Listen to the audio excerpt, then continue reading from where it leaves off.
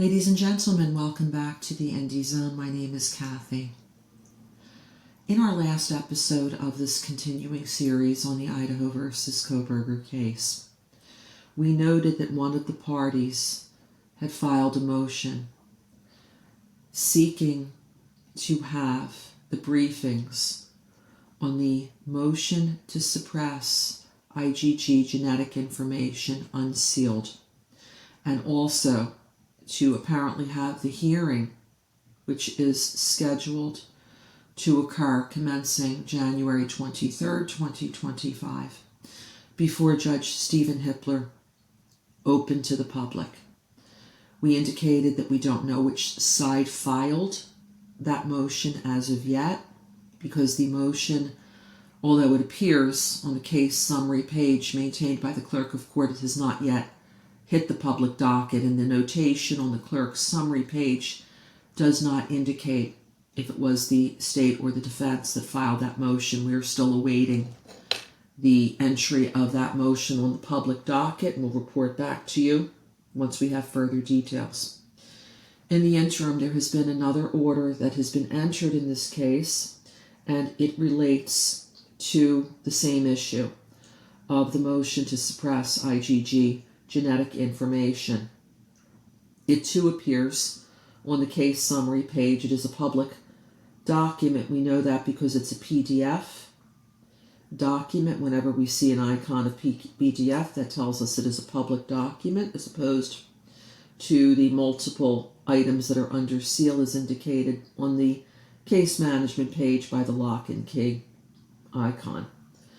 The order that I'm referencing was rendered by Judge Stephen Hippler on January 13th, 2024.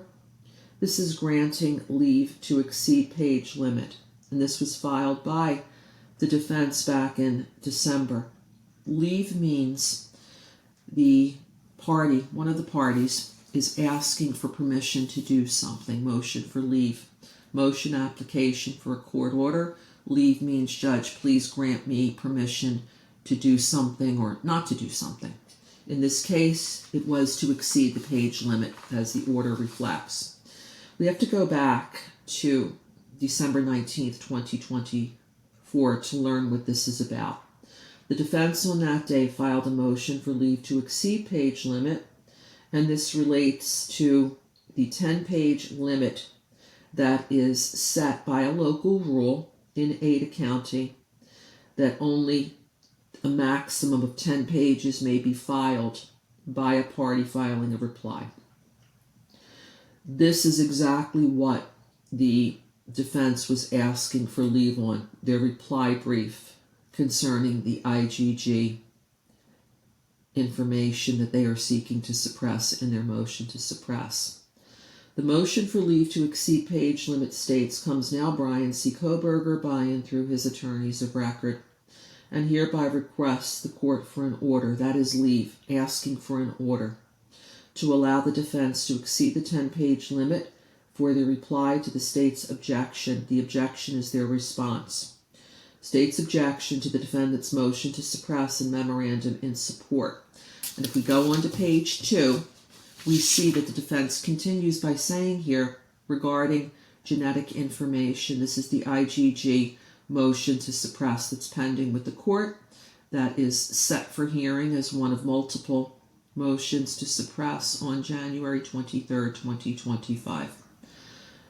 This paper continues. This motion is made pursuant to Rule 8.3 of the order amending local rules of the 4th Judicial District, dated March 17th, 2021. Dated this 19th day of December 2024, signed Ann C. Taylor. She is, of course, Mr. Kohberger's lead counsel. Now, if we check the docket for the 20th of December, you will see that a reply was filed that date by the defense. What is a reply? A reply is the third paper in a sequence following an initiating paper, which is a motion. A motion is an application for a court order. Here, the court order that the defense is requesting is an order suppressing all evidence in the case related to IgG genetic information, which, you know, if you have been following this case, has been a very hotly contested matter amongst the parties. We can, I believe, deduce that because the defense was asking for leave to file a paper that was in excess of the 10-page limit, what was filed on the 20th exceeded that 10-page limit. So the judge had a decision to make, if this is the case, whether to grant leave or not grant leave and possibly strike that reply. The court opted for the former in granting leave for the defense to file this reply in a manner that exceeded the 10-page limit set by the local rule.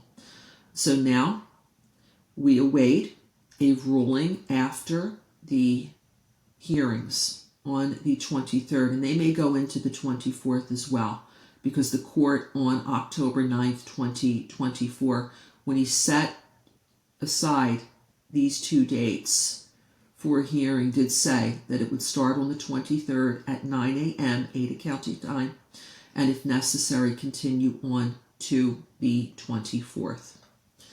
Speaking of which, we will be going live 90 minutes before the hearings. We don't know at this time which, if any, hearings will be open to the public. Whether or not they're open to the public, we're still going to go live because this is, we believe, one of the most important set of hearings in this case. Whichever way the court rules may change the course and direction for the rest of litigation, either in favor of the state, if the motions are denied, or in favor of the defense, if the motions or some of the motions are granted. So please do join us. There's some information up on the live section of this YouTube channel. If you click on the like icon, I believe that will then send you a reminder prior to the live event on the 23rd. Again, we're going to go 90 minutes before the start of the hearings on the motions to suppress. And I'd also really appreciate it if you do like our content to please subscribe to the channel. It really does help the channel grow. And in any event, please leave your comments, your input, your questions. All are appreciated. This will now conclude this episode of the Indie Zone. Thank you as always for joining us here today.